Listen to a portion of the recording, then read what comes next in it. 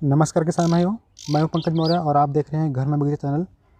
किसान भाइयों, आज हम लेकर आए हैं आपके लिए एक नया वीडियो जो बहुत ही ज़रूरी है कि जो लोग मक्का की खेती कर रहे हैं, मक्का में किस तरीके से खरपतवार नियंत्रण करें या मक्का में खरपतवार नियंत्रण का प्रभावी तरीका आज हम बताने वाले हैं आपको।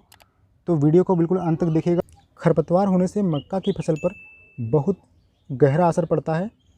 कभी कभी ज़्यादा खरपतवार होने से मक्का की फसल में 20 से 50% तक की कमी आ जाती है। जिन भाइयों ने अभी तक सब्सक्राइब नहीं किया है, प्लीज़ सब्सक्राइब कर लीजिए और बेल आइकन को भी दबा लीजिए ताकि जो भी हम वीडियो डालें वो सबसे पहले आप तक पहुंच जाए। तो चलिए वीडियो शुरू करते हैं। तो किसान भाइयों, सबसे पहले हम कुछ साधारण बातें जान लेते हैं।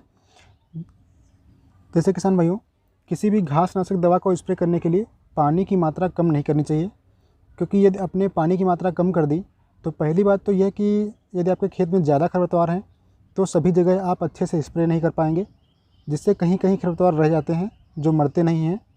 और दूसरी बात यह है कि कम पानी का घोल बनाने से घोल का जो कंसंट्रेशन होता है वो ज़्यादा हो जाता है, जो फसल को नुकसान पहुंचाता है। कभी कभी फसल काफ़ी ज़्यादा पीली पड़ जाती है और पीली पड़ने के साथ साथ पौधा भी गिरने लगता है या एक तरफ को झुक जाता है।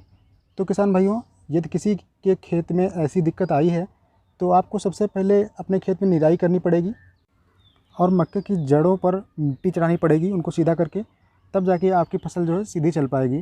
तो इन सभी समस्याओं से बचने के लिए आप खरपतवारनाशी दवा डालते समय आपको ध्यान रखना पड़ेगा कि दवा की सही मात्रा डालें, सही मात्रा का घोल बनाएं और सही समय पर खरपतवारनाशी दवा का स्प्रे करें।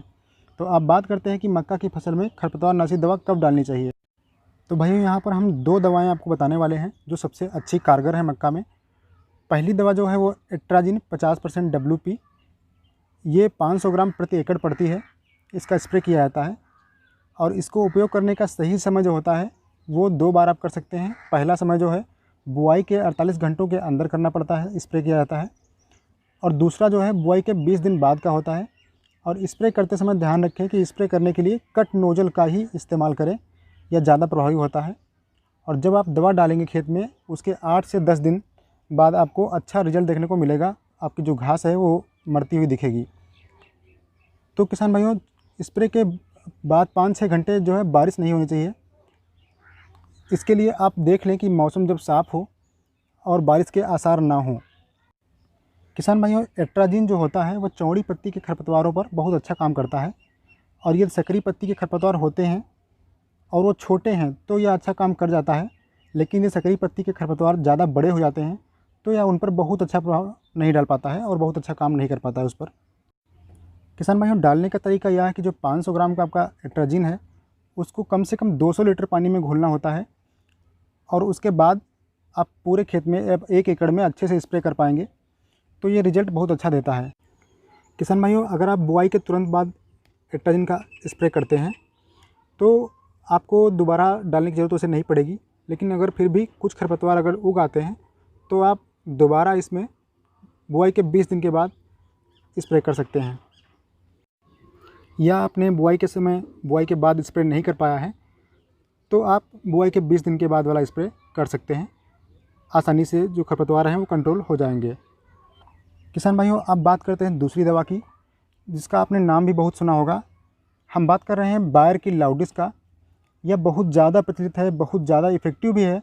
बस इसको डालने का सही तरीका, सही समय ये आपको पता होना चाहिए, तो आप इसका भी बहुत अच्छा रिजल्ट ले पाएंगे। तो अब हम बात करते हैं बायर के लाउडिस की। ये 15 दिन बाद ही उपयोग किया जाता है। आप मक्का जब बुआई करेंगे उसके 15 दिन के बाद आप इसका उपयोग कर सकते हैं। जब खरपतवार जो होते हैं वो 2 से 4 पत्ती की अवस्था में हो तभी आप इसको स्प्रे कर दीजिए, तो बहुत अच्छा रिजल्ट मिलता है। इसको स्प्रे करते समय खेत में नमी अच्छी होनी चाहिए। लाउडिस डालने के लिए घोल किस तरह बनाना होता है और यह भी आपको अच्छे से पता होना चाहिए। तो घोल बनाने के लिए जो 115 ml की लाउडिस की बोतल होती है उसको 6 लीटर पानी में घोल लीजिए। उसके अंदर जो है 2 निकलती हैं डिब्बी, जब आप पैकेट लाएंगे तो 2 डिब्बी निकलेंगी। तो जो पहली होती है 115 ml की लाउडिस की बोतल, उसको 6 लीटर पानी में घोल लेना है और उसके साथ एट्राजिन जो कि फूस्ट नाम से आता है 400 ग्राम का, उसको अलग 6 लीटर पानी में घोलना है। जो एट्राजिन का होता है उसको अलग 6 लीटर पानी में घोलना है और फिर दोनों को, यानी जो 2 आपने अलग अलग घोले हैं 6-6 लीटर के, उस पानी को एक बड़े बर्तन में मिला लेना है।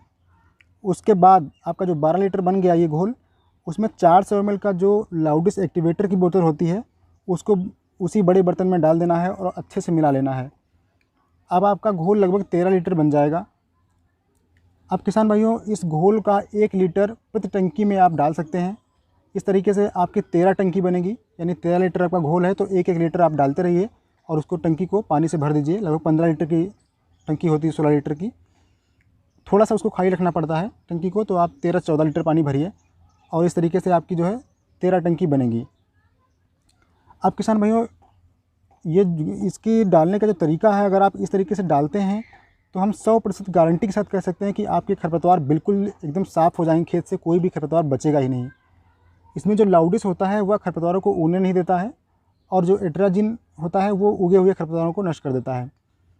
तो किसान भाइयों, यदि आप इस तरीके से विधिवत सारे कार्य करेंगे तो 100% रिजल्ट आपको मिलेगा। तो आशा करते हैं कि यह आज का वीडियो कुछ हेल्पफुल रहा होगा। तो भाइयों, अगर आपको कुछ भी जानकारी हमारी अच्छी लगी है जो हमने बताई है तो प्लीज़ चैनल को सब्सक्राइब कर लीजिए और वीडियो को लाइक कीजिए और दूसरे किसान मित्रों को शेयर कर दीजिए, जिससे उनको भी जानकारी अच्छे से अच्छी मिल सके। तो मिलते हैं अगले वीडियो में, तब तक के लिए जय हिंद।